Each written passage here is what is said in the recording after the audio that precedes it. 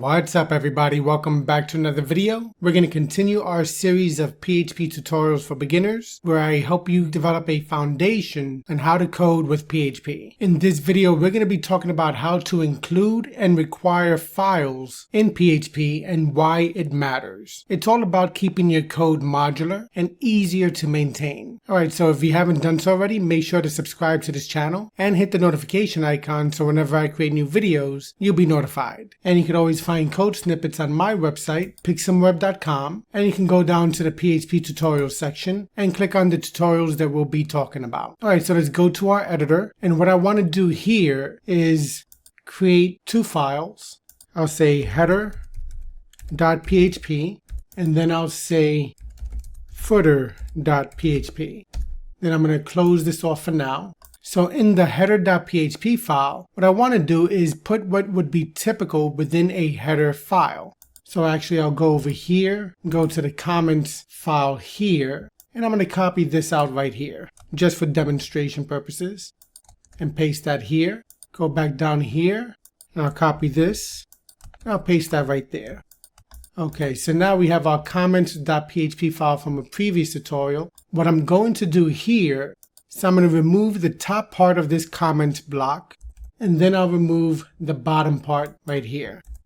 As a matter of fact, what I'll do is I'll save the file as includes.php. Let me just take this all out so I can get some fresh information. Save this. So the first thing I'm going to go over is how to include another file. Alright, so the first command we could use is include. And we could use the parentheses, and then it'll be the path to the file. So since we're in the same directory, we're going to say header.php. Then we're going to close that off like that. I actually put that on the outside. And then we'll just go to another line out here, open up another set of PHP tags, and then we'll do the same thing, include. And I'll show you a different way to get this done. Instead of using the parentheses, we could just say footer.php and then close that off there. Then over here we could say h1 includes test and then close that off. Okay, so now let's open up our terminal and let's see what's happening. I'm going to go down here and then I'm going to go and type out PHP. The name of this file is includes. I'll use tab completion there. And we see, let me make this bigger, that this file is generating what's in header.php, and then right over here, 9.5 includes test, and then what's in footer.php.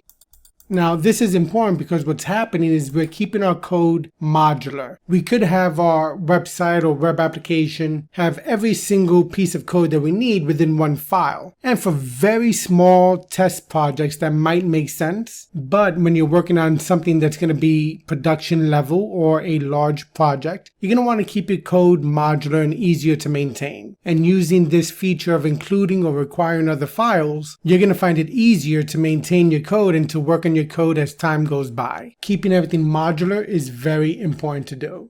Now you can do this with your header.php file, your footer.php file. You could do it with, let's say, your navigation menu, your sidebars, your main body content. You could really get creative with how you want to deal with including or requiring files. But notice over here, we had two different ways of doing it. One way with the parentheses and another way without. And they both worked. Now let's just see how this looks in a browser. I'm going to go down here to the terminal, type out PHP space dash capital S space local host :8080 / includes .php and hit enter or return. And now we're going to control click this link over here, go to our browser, and you see when we inspect it, everything works out the same way. We have all those parts. Now let's X out of this, go back to our editor, Control C out of here. Okay, so let's say we do something different here. Let's grab this line over here, go to a new line, paste it there, save it, go down here, hit the up arrow, and now you see that what's in our header.php file is included twice. Now you can see that that could be a problem, right? Because that could break HTML. It could have unintended consequences. All right, so how can we deal with something like that? Well, let's go over here. Let's hit underscore Let's type out once. So now we're saying include underscore once.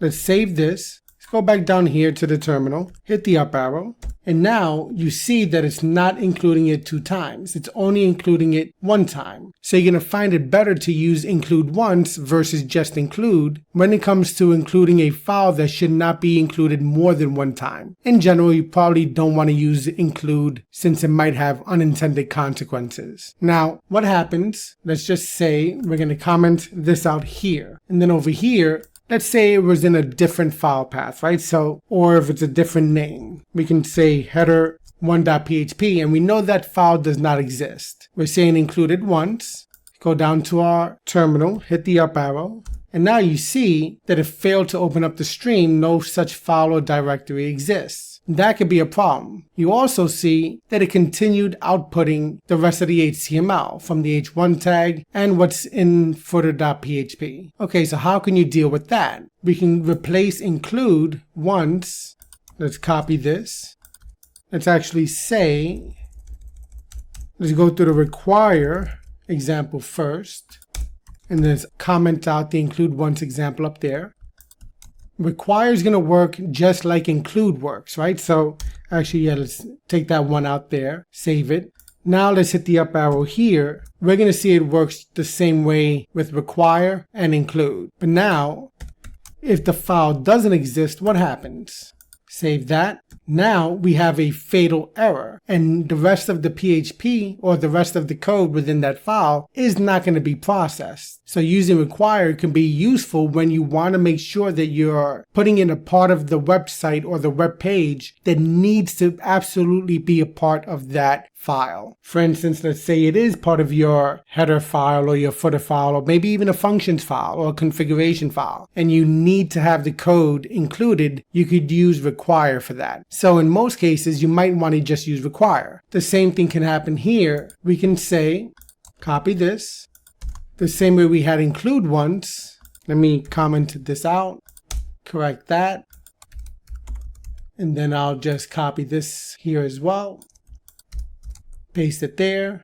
Let's correct this part, save it. All right, so now we're going to duplicate the problem of including it or requiring it 2 times. Same file, the file does exist, we're requiring it here, and we're using require once. All right, save it, go to the terminal, hit the up arrow, and now you see that require once works just like include once worked. So you might find it that it's often best to use require once versus just require, or even versus include once or include. Again, they might work very similar in terms of generating the code that you wanted to, but it's always good to try to protect yourself and your website and your web applications by not including files more than once if they're not needed, or making sure that a file is included. Now, if the file is in another folder, let's say we go over here, let's say we're going to create another folder. We'll call this inc for includes, while in here, we'll call another file or create another file, sidebar.php. And now in here, we can say echo, this is the sidebar. All right, so very basic here. And since we're only having PHP in here, we're going to leave off the finishing part of the PHP tag or the closing part of the PHP tag. All right, so now let's go here and let's say below, just to make it clear, I'll just open up another pair of PHP tags there, and I'll say require once. Now we know we have to go into our inc folder / sidebar.php,